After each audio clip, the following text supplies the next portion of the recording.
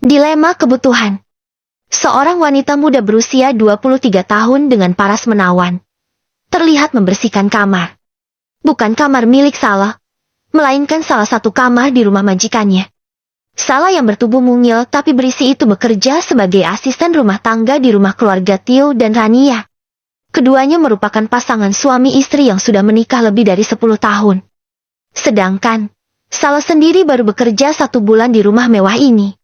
Salah menggantikan ibunya yang sudah bekerja lama dengan keluarga ini. Ibu Salah sakit-sakitan, sehingga Salah minta ibunya untuk kembali saja ke kampung. Sementara, Salah yang akan menggantikan untuk bekerja. Salah juga butuh biaya untuk dikirim ke kampung, agar ibunya bisa berobat. Belum lagi dengan rumah di kampung yang masih mengontrak. Salah harus rutin membayar setiap bulannya. Semua beban Salah tanggung sendiri, karena Salah cuma tinggal bersama ibunya saja. Salah tidak tahu siapa ayahnya. Sejak kecil gadis itu tidak mendapatkan sosok ayah dalam hidupnya. Tetapi, Salah tetap bersyukur dengan apa yang sekarang dimilikinya, meski harus jauh dari ibunya. Salah, pakaian kerja bapak sudah kamu setrika semua. Ucap Rania yang masuk ke kamar menemui Salah. Kepala Salah mengangguk mendengar ucapan majikannya itu. Terlihat Rania yang sudah rapi menggunakan pakaian kerja. Memang majikannya merupakan wanita cerdas dengan karir cemerlang. Rania memiliki perusahaan sendiri yang dikelolanya sejak dulu. Meskipun usia Rania sudah memasuki kepala 3, tetapi semangat kerja wanita itu sangat tinggi. Sama halnya dengan Tio yang juga seorang pemilik perusahaan. Kedua majikan Salah itu memang orang sibuk sekali. Kerap pergi keluar kota beberapa hari. Kekayaan yang melimpah dan jabatan yang tinggi. Tapi sayangnya, keduanya tidak memiliki anak hingga sekarang. Kalau Salah bertanya pada ibunya, alasan pasangan suami istri itu tidak memiliki anak, bukan karena tidak subur. Namun, memang Rania tidak mau memiliki anak dari Tio. Rania tidak mau anak nanti menjadi penghalang untuk wanita itu berkarir. Sudah saya setrika semua, Nyonya. Ucap Salah dengan kepala yang menunduk. Salah bersikap sopan pada majikannya itu. Nanti, tolong kamu siapkan pakaiannya. Saya buru-buru mau berangkat ke kantor, ada rapat mendadak. Bapak lagi mandi. Jadi kamu taruh saja di atas kasur. Jangan lupa siapkan sarapan untuk Bapak. Perintah Rania yang kembali dijawab anggukan kepala oleh Salah. Lalu, Rania pergi begitu saja. Rania berangkat pagi-pagi sekali ke kantor. Melihat itu Salah cuma bisa memaklumi saja. Bukan pertama kalinya, majikannya begitu. Tetapi yang paling terpenting Salah sudah tahu apa tugasnya. Setelah selesai membersihkan kamar tamu, Salah langsung menuju ke ruang cuci dan setrika. Salah mengambil pakaian kerja milik Tio. Maaf Tuan. Permisi, saya mau menaruh pakaian kerja Tuan. Ucap Salah sambil mengetuk pintu. Walaupun pintu terbuka lebar, tetapi Tio masih berada di dalam kamar mandi. Salah yang masih memiliki sopan santun, tidak akan masuk begitu saja. Tentunya Salah menunggu diizinkan oleh majikannya itu. Sampai terdengar suara Tio yang setengah berteriak. Taruh saja di atas kasur. Perintah Tio dari dalam kamar mandi. Baik, Tuan. Jawab Salah. Salah kemudian menuju ke dapur untuk mencuci piring dan menyiapkan sarapan. Hanya roti bakar dengan selai saja, karena Tio menyukai itu. Setelahnya, Salah membersihkan piring kotor yang jumlahnya tidak sedikit. Tetapi, pikiran Salah saat ini sedang kalut. Salah butuh uang 25 juta untuk biaya operasi ibunya di kampung. Sebenarnya, Salah tadi sempat mendapatkan pesan dari buleknya bahwa ibunya masuk rumah sakit. Salah termenung lama memikirkan solusinya. Namun, hingga kini Salah belum tahu akan mendapatkan uang dari mana. Dengan perasaan yang bercampur aduk, Salah melamunkan hal itu. Selain khawatir dengan kondisi ibunya, Salah juga harus cepat mendapatkan uang. Awalnya, Salah berniat untuk meminjam uang pada Rania, majikannya. Hanya saja Salah tidak berani.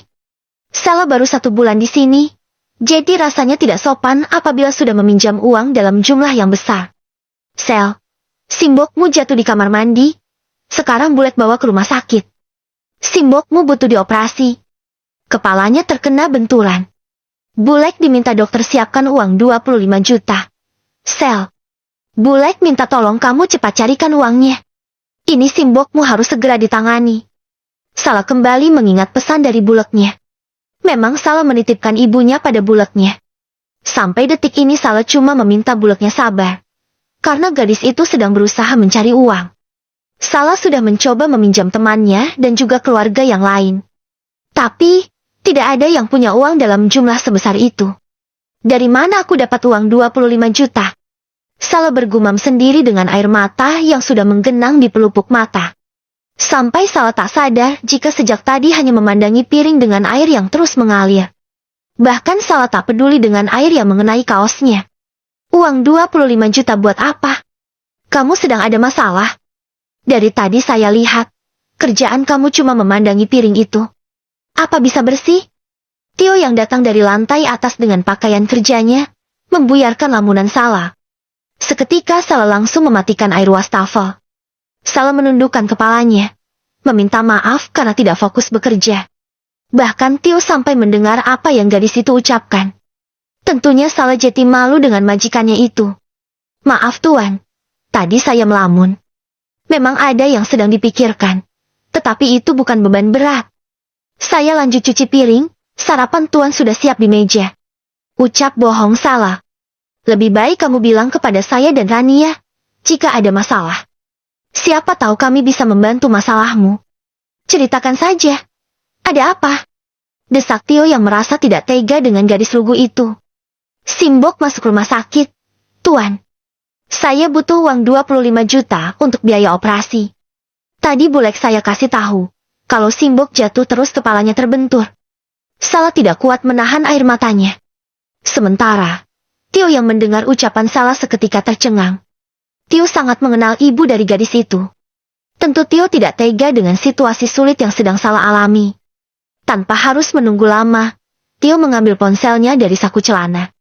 Saya transfer kamu 30 juta untuk biaya operasi Simbok dan lain-lainnya. Segera selesaikan administrasinya, agar bisa segera dioperasi. Tio mengirimkan uang ke rekening Salah. Biasanya Tio cuma mengirim gaji setiap bulan saja. Tetapi saat ini majikan Salah itu mau membantu. Terima kasih banyak, Tuan. Saya pasti akan mencicil untuk bisa mengembalikannya. Ucap Salah yang tersenyum sambil mengusap air matanya. Salah tidak menyangka mendapat bantuan dari majikannya. Padahal Tio itu sangat tidak peduli orangnya dan jarang sekali mengajak Salah mengobrol. Cuma pagi ini mungkin lelaki itu sedang berbaik hati terhadap pembantunya. Tio menganggukkan kepala. Ambilkan sepatu saya di belakang. Saya mau berangkat. Masalah pengembalian dibahas nanti saja. Ucap Tio seraya menuju meja makan untuk sarapan. Salah buru-buru melakukan perintah majikannya. Setidaknya, masalah Salah sudah selesai pagi ini. Namun, Salah sepertinya kurang paham dengan maksud Tio yang ingin membahas masalah pengembalian itu nanti saja. Entah hanya akan membahas pengembalian dengan cara dicicil seperti yang terlintas di benak Salah. Atau justru akan ada pembahasan lain terkait hal itu.